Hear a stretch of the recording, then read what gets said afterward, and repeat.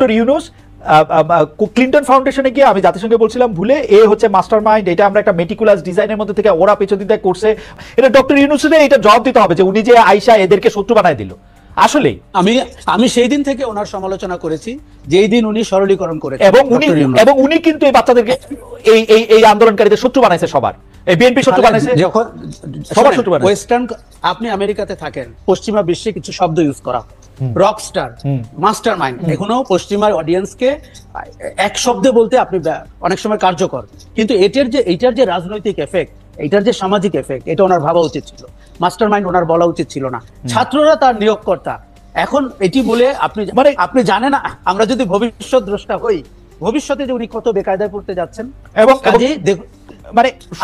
আমি মনে করি এই সরলীকরণ আওয়ামী লীগ যেরকম একভাবে করছে, অন্তর্বর্তী সরকার প্রধান এবং তার উপদেষ্টারা আরেকভাবে করছে, এবং এখানে সবাই ঘোলা পানিতে মাছ শিকার করতে চাচ্ছে।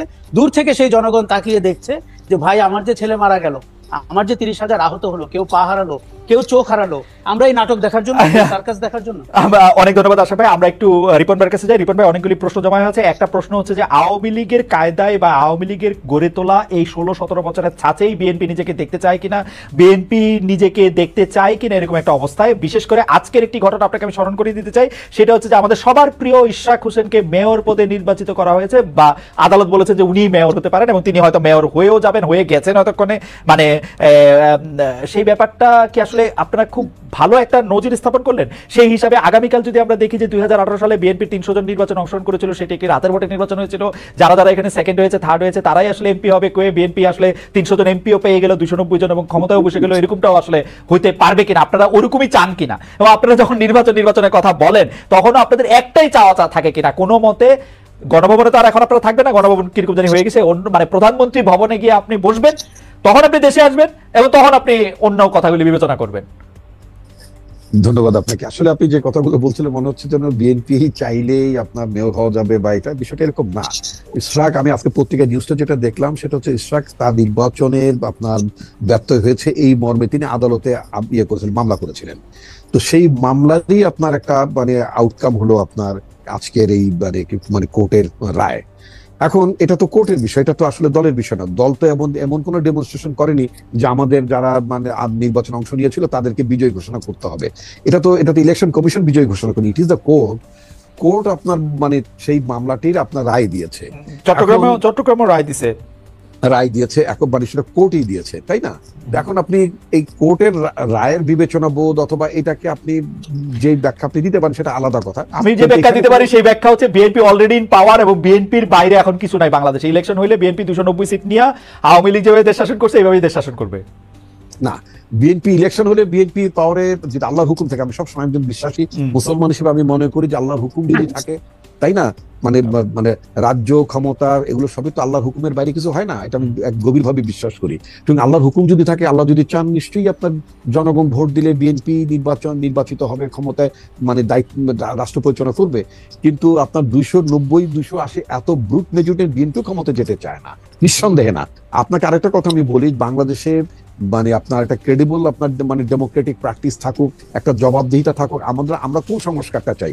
বিএনপি কিন্তু বারবার একটা কথা বলছে যে আমরা ভোটের জন্য একটা সরকারকে জবাবদিহি করার জন্য, রাষ্ট্রের নিরাপত্তা সংহত করার জন্য যেই সব আপনার সংস্কারগুলো এসেনশিয়াল, সেই সংস্কারগুলো নিয়ে আমরা আগাই, যে সংস্কারগুলো আপনার পরবর্তীতে গভর্নমেন্ট হিসেবে আপনি করতে পারবেন। এখন আপনার কথার কথা, আপনি ক্লাসে পাঠ্য বই আপনি বাংলা ভাষায় মানে করবেন না সব ইংরেজি ভাষায় পড়াবেন, এটা তো এখন সংস্কারের মুখ্য বিষয় না। আপনার এই যে বারবার ফ্যাসিস্ট সরকার কেন আসে? Because due to election. এরা ইলেকশন তোয়াক্কা করেনি। ইলেকশন কথাটা শুনলে তাদের গায়ে আগুন জ্বলবে যারা জীবনে ইলেক্টেড হইতে পারবে না, নির্বাচনের মধ্যে ক্ষমতা যাওয়ার কোনো সুযোগ নাই। রিসেন্টলি আপনি আরেকটা দেখবেন কথা বলছেন, যেটা আমার পার্টিটা ভিন্ন মত পোষণ করেছে, সেটা হচ্ছে সংখ্যানুপাতে মানে আপনার মানে চাই কি বলে মানে নির্বাচন। আচ্ছা রিপন ভাই একটা হাইপোথেটিক্যাল প্রশ্ন করি। ধরেন আজকে থেকে 1 বছর পরে নির্বাচন হইলো, তো 1 বছর পরে নির্বাচন হইলে আপনারা কি এনসিপি রে ভয় পান যে এনসিপি একটু এখন কিছু আসন পাইলে ওই সময় আরেকটু বেশি আসন পাবে, এরকম মনে করেন? না, আমি আদৌ তা মনে করি, আমি ব্যক্তিগতভাবে আমি আদৌ তা মনে করি এবং আমার দলও তা মনে করে। তাহলে আর আপনারা ইলেকশনটা তাড়াতাড়ি করার প্রেশারটা কেন দিচ্ছেন? ইলেকশনটা তাড়াতাড়ি করার প্রেশার দিচ্ছে যে কথাটা বলে, এটা তো একটা নির্বাচনের সূত্র। গণঅভ্যুত্থান আপনি আশরাফ কায়সার বলেছেন, আপনি বলেছেন একটা দীর্ঘ, আমরা বলবো কিন্তু বিএনপি দেখেন স্টেক হোল্ডার, বিএনপি কেন বলবে? বিএনপি ওয়েট করবে যখন ইলেকশন হবে তখন ইলেকশন হবে, আমরা বলবো না না, অনির্বাচিত সরকার যতদিন ক্ষমতা থাকবে ততদিন এখানে ষড়যন্ত্র থাকতে পারে। এই যে গত 3-4 দিন বাংলাদেশের যে গুজবের ফ্যাক্টরিতে পরিণত হয়েছিল এই জরুরি অবস্থা। রিপন ভাই আপনি আমার থেকে অনেক ভালো জানেন, আপনি গুজবের ফ্যাক্টরির কথা বলতেছেন। আমরা কি দেখতেছি? আমরা দেখতেছি শাহাদাত সাহেব চট্টগ্রামে মেয়র হয়েছে, ইশাক সাহেব ঢাকায় মেয়র হয়েছে, অ্যাটর্নি জেনারেল আপনাদের লোক, আইন আদালতে গিয়ে তারেক সাহেবের সব মামলা তুলে নেওয়া হয়েছে বা খালাস হয়ে গেছে, বেগম জিয়ার মামলা পরের দিন খালাস হয়ে গেছে। সেক্রেটারি যারাই প্রশ্ন করি, আমি তো কিছুদিন সরকারি চাকরি করছি জানি, যারাই প্রশ্ন করি সে নিজের প্রথমে বলে না যে ভাই তোমার সাথে বিএনপির কোন লিডারের কথা হলে তুমি কিন্তু বললো আমি কিন্তু বিএনপির লোক। এই সিস্টেমটা তো ভাঙতে হবে। কেন তাকে বলতে সে বিএনপির লোক? আমি তো বারবার আমি তো রাজনীতি করি, আমি যখন আমার এলাকায় যাই I met my SP DC আপনার ইউনো তাদেরকে মিট করছি। আমি একটা কথা বলতাম যে প্রজাতন্ত্রের কর্মকর্তা হিসেবে আপনি কখনই বিএনপির লোক আপনার পরিচয় দেওয়া দরকার নেই। যেমন আপনি আওয়ামী লীগের লোক পরিচয় যদি দিয়ে থাকেন সেটাকে যেমন আমরা মানে অন্যায্য মনে করছি, সমালোচনা করছি, একইভাবে আপনি কখনো বিএনপির লোক হিসেবে পরিচয় দেবেন সেটাকেও কিন্তু আমরা সমালোচনা করব, নিন্দা করবো এবং আমরা এটাকে মোটেই প্রশ্রয় দেবো না। ভাই আমরা একটু আওয়ামী লীগকে নিয়ে কেন জুলাইয়ের মিত্রদের মধ্যে এটা হলো, এটা একটু প্রথম কথা আমি বলি যে জুলাইয়ের মিত্রদের মধ্যে এখন ভোটের অঙ্ক কাজ করছে, তারা রাজনৈতিক গেইন পাওয়ার চেষ্টা করছেন। আওয়ামী লীগের সংগঠনের যে ভোট রয়েছে, সমর্থকদের যে ভোট রয়েছে, এখন আওয়ামী লীগ নির্বাচনে এলে নামকাও আসতে একটা পার্টিসিপেটরি নির্বাচন হলো, কিন্তু তারা ক্যান্ডিডেট দিতে পারবে না। অতএব আওয়ামী লীগের ভোটগুলো পেয়ে সব দল, 3টি দল স্বপ্ন দেখছে যে এখান থেকে বেনিফিশিয়ারি হয়ে পার্লামেন্টে তারা সংখ্যাগরিষ্ঠ আসন করবে। কিন্তু এইখানে তারা যেটি ভুলে যাচ্ছে নীতি নৈতিকতার প্রশ্নটি, যে আপনি কাউন্সিলরের সাথে কমিশনারদের সাথে যে আলাপ করছেন সেই লোক তো বন্দুক হাতে জুলাইতে রাস্তায় ছিল, কাজে তখন আপনার দ্বিধা লাগছে না ভাবতে যে শহীদদের রক্তের উপরে দাঁড়িয়ে আপনি বেমানি করছেন? আমরা 3টি দলকেই তাদের কোনো কোনো আচরণে দেখতে পাচ্ছি গণ অভ্যুত্থানকে ভুলে যেতে, এবং কোন দল গণ অভ্যুত্থানের চেতনাকে পাশ কাটিয়ে নির্বাচনকে সামনে এনে তাদের ক্ষমতায় যাওয়ার পথ সুনিশ্চিত করতে চাচ্ছে। এখন আমি আপনাকে বলি যে বিএনপির ব্যাপারে তার একটা পারসেপশন তৈরি হয়েছে যে বিএনপি সংস্কার চায় না, না চেয়ে নির্বাচন করে ক্ষমতায় যেতে চায়। এখন তার মনে হয়তো ভালো 2-1টি সংস্কার থাকতেও পারে। আমি কিন্তু তারেক রহমানের বক্তব্যে সবচেয়ে ইমপ্রেসড গত 7 মাসে।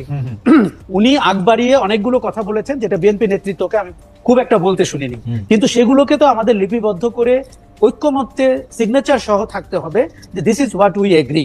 সেই জায়গাটিতে আপনি দেখেন বারবার আমরা অন্তর্বর্তী সরকারের কথা বলছিলাম, আমি অন্তর্বর্তী সরকারকে খুব একটা বিশ্বাস করতে চাচ্ছি না, কেননা তাদের ক্রেডিবিলিটি খুব একটা হাই না। তারা কিভাবে নির্বাচিত হয়েছেন? আমি 5 তারিখ থেকে প্রশ্ন করেছি এই উপদেষ্টাদেরকে কে নির্বাচিত করেছে, এই গোমর কিন্তু আমি এখনো উত্তর পাইনি। 5 থেকে 8-এ বাংলাদেশে কি ঘটেছে, কে উপদেষ্টাদের সিলেক্ট করলেন? কাজে আমরা চাই তাদের মেয়াদ স্বল্প হোক, নির্বাচন তারা দিক, এবং আমরা অনির্বাচিত সরকারের আওতায় দেশ চলুক, এটা আমরা চাই না।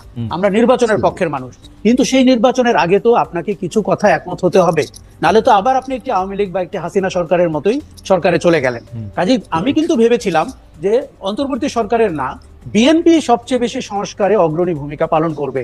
বিএনপি আগ বাড়িয়ে বলবে যে সরকার যেন বাধ্য হয় এই সংস্কারগুলোকে করতে, অথবা জামাত অথবা জাতীয় নাগরিক পার্টিও যেন বিএনপির সাথে সুর মিলাতে পারে। আমরা বিএনপিকে ওই জায়গাটিতে দেখতে পাচ্ছি না। মানুষের পারসেপশন তৈরি হয়েছে আপনি সংস্কার চান না, আপনি নির্বাচন চান, কিন্তু বিএনপিকে এটা ক্লিয়ার করতে হবে। দেখুন পারসেপশন, খালেদ আপনি খুব ভালো জানেন, পারসেপশনটাকেই ব্যাটল করতে হয়। Perception is reality, right? Absolutely. এইবার রিফাইন্ড আওয়ামী লীগ সম্পর্কে আমি বলি, আমি ফ্যাসিবাদের উপরে যতটা পড়াশোনা করেছি, বাংলাদেশ আওয়ামী লীগের সমর্থক, কর্মী, শুভানোধ্যায়ী, কমান্ডাররা আমার কাছে একটি নতুন বিস্ময়। তারা অনুশোচনাও করেননি, তারা দোষ স্বীকার করেননি, তারা গণহত্যার দায় নেন না, তারা উল্টো ওই গণহত্যাকে পাশ কাটিয়ে অ্যাজ ইফ পৃথিবীতে কিচ্ছু ঘটে নাই, তাদের গতকালকে জন্ম হয়েছে, তারা ইউনূস সরকারের সমালোচনা করেন, ছাত্রদের দুর্নীতি নিয়ে কথা বলেন। দেখুন এগুলোতে আমার কোনো সমস্যা নাই ফ্যাক্ট বেস হলে, কিন্তু তারা গুজব নির্ভর, তারা মিথ্যাচার করছেন। তাদের মুখে আপনার সবচেয়ে নিরীহ লোকটিকেও আওয়ামী লীগ সমর্থিত আমি আজ পর্যন্ত অনুশোচনা করতে দেখিনি। এটি আমার কাছে খুব ভয়ের, কেননা বাংলাদেশের রাজনীতি আমরা যতটা বুঝি, আওয়ামী লীগকে ক্ষমতার বাইরে রাখা, দেশকে স্থিতিশীল রাখা কিন্তু খুব কঠিন কাজ, কারণ একটি মিলিটেন্ট সংগঠন এবং যাদের এখন টাকা পয়সা আছে, আপনি জানেন 15-16 বছরে তারা প্রায় 233 কোটি টাকা নিয়েছে। কাজেই রিফাইন্ড আওয়ামী লীগ বলে যে প্রপোজালটি বাজারে এসছে, এটি অত্যন্ত অযৌক্তিক, অগ্রহণযোগ্য। এটি আওয়ামী লীগের করিডোর থেকে পাশ হয়ে কোথাও বাজারে আসবে না। আপনি এখন বলুন যে স্পিকার মহিলাটি ছিলেন, তিনি কিভাবে স্পিকার হয়েছেন 3 বার, তিনি কিভাবে এমপি হয়েছেন? যেই সাবির হোসেন চৌধুরীর কথা হচ্ছে, অথবা সোহেল তাজ, অথবা ঢাকার যে ভোটহীন মেয়র যিনি নির্বাচন ছাড়া মেয়র হয়েছেন, এরা কি করে ভালো আওয়ামী লীগার হয়ে গেল আপনার কাছে? না, তারপরে আমি এখন পর্যন্ত একজন আওয়ামী লীগের সমর্থককেও প্রকাশ্যে বলতে দেখি নাই যে এই কাজগুলি ভুল হয়েছে। তারা শুধু বলেন যে ইউনূস সরকার ব্যর্থ, হ্যাঁ আমাদেরই এখন আবার ফিরে আসতে হবে কারণ তারা দেশ চালাতে পারতেছে না, তার 150টা কারণ আছে। দেখুন, আমি খালেদ গণ অভ্যুত্থানকে মানে অত্যন্ত পিওর ফর্মের জনগণের অভ্যুত্থান বলতে পছন্দ করি। কেননা এই ছেলেগুলো 50 জনও ছিল না জুলাই মাসের 1 তারিখে, আমি যতটুকু জানি। এরা কিন্তু, আমি এটাকে নাম দিয়েছি ক্রাউড সোর্স রেভলিউশন। তারা বিভিন্ন জায়গা থেকে হ্যাভারসেক নিয়ে ক্যাম্পাস থেকে এসে হাসিনার বিদায় ঘটিয়ে আবার কেউ কেউ ক্যাম্পাসেই ফেরত গেছে। রাজনৈতিক দলগুলোর কোনো কাঠামোর ভেতরে বাংলাদেশের মানুষ রাস্তায় নামে নাই। পরপর 3টি খারাপ নির্বাচন হওয়ার পরেও, এত মানুষ গুম খুন হওয়ার পরেও, এত অত্যাচার হওয়ার পরেও, তার মানে হচ্ছে জনগণের হাতে শেখ হাসিনার বিদায় হয়েছে, জনগণের হাতে, ছাত্র জনতার হাতে আওয়ামী লীগ শাসনের পতন হয়েছে। এইরকম ন্যাক্কারজনক, এরকম লজ্জার পতন এই আওয়ামী লীগের একটি লোকও এখনো স্বীকার করছে না, গণহত্যার দায় নিচ্ছে না। উল্টো আপনার প্রতিদিন তারা মিথ্যাচার করছে। তারা অভ্যুত্থানের স্বপ্ন দেখে রাতে ঘুমাতে যায়। এবং আমি বাংলাদেশের চলচ্চিত্র অঙ্গন, শিল্পী, সাহিত্যিক, সাংবাদিক, কিছু পলাতক সম্পাদক, তাদের সামাজিক মাধ্যমের স্ট্যাটাস দেখলে মনে হয় যে এইটা হচ্ছে তাদের একটা কর্ম, যে তারা ইউনূস সরকারকে, আপনি খেয়াল করে দেখবেন, তারা বিএনপির কোনো সমালোচনা করে না।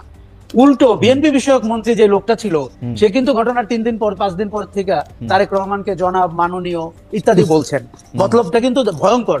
এবং যে অপতথ্যমন্ত্রী ছিল, সে কিন্তু এখন আমাদেরকে কি সব একাডেমিক তথ্য ভিত্তিক কথা বলার চেষ্টা করছেন। এই আওয়ামী লীগকে বিশ্বাস করা কঠিন, এবং এই আওয়ামী লীগকে কোনোভাবে রাজনৈতিক স্পেস, আমার মনে যে আমরা আওয়ামী লীগকে আসলে বেশি স্পেস এমনি দিয়ে ফেলতেছি কিনা এই আলোচনার মধ্যে রাখা। কারণ জনগণের মধ্যে আমি এইটা একদম জনগণের হাতে পতনটারে আমি একদম মনে করি যে সঠিক 3টা শব্দ।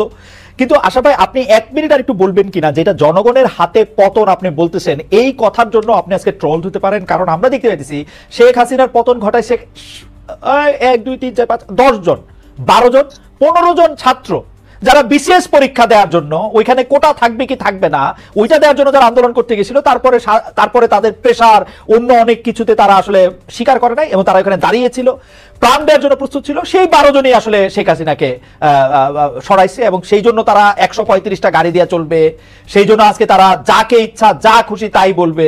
মানে এইটারে আপনি আসলে কি হয় দেখেন, 24 আর 71 মিলায় একটা কাহিনী করবে, যেটা ইচ্ছা সেটা তারা করতে থাকবে। এটা কেমন কথা? দেখুন, 71কে আমি দূরে রাখতে চাই, এবং যারা 71কে 24-এর কাছে টেনে আনেন, দেখুন কিছু মিল তো আছে। আমরা মুক্তির কথা বলতে চেয়েছি, ফ্রিডম অফ স্পিচ চেয়েছি, সেগুলো কিন্তু তাত্ত্বিক কথা। কিন্তু ফ্যাক্ট হিসাবে 1971 মুক্তিযুদ্ধ, এগুলোকে যত দূরে রাখা যাবে 24-এর গর্ব তত ইউনিক হবে। দেখুন, আমি আপনাকে বলি, আপনার সাথে খালেদ আমি একদম একমত। আওয়ামী লীগকে আমরা আমাদের মাইন্ড স্পেস থেকে বিচার করছি, 24-এর সিগনিফিকেন্স দিয়ে বিচার করছি না। যারা রিফাইন্ড আওয়ামী লীগ ভাবছে, তারা সেই 76 বছর বয়সী শেখ মুজিবুর রহমানের আওয়ামী লীগকে বিবেচনা করছে। আমাদের মাথা থেকে আওয়ামী লীগের ভূত তাড়াতে হবে, এবং আমাদের মাথা থেকে এটি যতদিন না সরাবে, খালেদ আপনি জানেন আমরা প্রত্যেকেই কিন্তু ফ্যাসিজমের শিকার। আমাদের প্রত্যেকের চেতনার মধ্যে এক টুকরো হাসিনা ঢুকে গেছে, এক টুকরো আওয়ামী দুঃশাসন ঢুকে গেছে। আমাদের কারো আচরণে, ইভেন 5ই অগস্টের পরে আমি আওয়ামী লীগের আচরণ দেখতে পাই। কেননা তারা আমাদের কোনো নতুন জেনারেশন ভাবতে শুরু করেছিল, দল তো একটাই, শাসন তো একটাই, এবং বিকল্প নাই, এবং কোনো বিকল্প নাই। দেখুন, আপনি জানেন আমি পুনর্বাসন কেন্দ্রের কথা বলেছি। আওয়ামী লীগ সমর্থকদের পুনর্বাসন কেন্দ্রে নিতে হবে এই ফ্যাসিজম থেকে বের করতে হলে। কাজেই আমি মনে করি যে আমাদের সময়ের দিকে তাকিয়ে, ঘটনার দিকে তাকিয়ে আওয়ামী লীগকে দেখতে হবে। এবার বলি, এই যে সরলীকরণ করা, যে 10 জন ছেলে 12 জন ছেলে শেখ হাসিনার পতন ঘটিয়েছে, এটি আওয়ামী লীগের জন্য সবচেয়ে বড় প্রায়শ্চিত্ত। কেন? আমি দেখেছি লক্ষ লক্ষ মানুষ, আমি রাস্তায় ছিলাম, লক্ষ লক্ষ মানুষ নেমেছে, তাদের লক্ষ লক্ষ কারণ আছে। কেউ গুম খুনে স্বজন হারিয়েছে, কেউ শেয়ার মার্কেটে টাকা হারিয়েছে, কেউ ভোট দিতে পারেনি, কেউ আওয়ামী দুঃশাসনের শিকার হয়েছে। এবং এগুলোকে যখন আপনি বিবেচনায় না নেবেন, আপনার মাথায় ঢুকে থাকবে এক কোটা। আমি 17ই জুলাই বলেছিলাম, এটি চাকরি পাওয়ার আন্দোলন না, এটি মানুষের যে মনের যে ক্ষোভ, যে রাগ, যে অভিমান, যে ঘৃণা, এটি তার আন্দোলন।